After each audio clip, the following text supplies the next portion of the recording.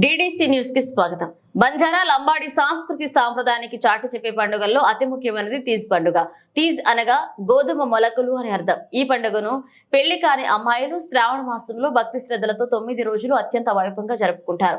ఈ పండుగను పెళ్లి కాని ఆడపిల్లలు శ్రావణ పూర్ణిమ రోజు ఉదయం లేచి ఇంటిని వాకిలిని శుభ్రం చేసి అందంగా ముగ్గులు వేసి అందంగా ముస్తాబై కొత్త బట్టలు ధరించి నాయక్ ఇంటికి చేరుకుని అక్కడ నుండి గండు చీమలు గల్లు కట్టిన నల్లని మట్టిని తీసుకురావడానికి అడవికి వెళ్లారు.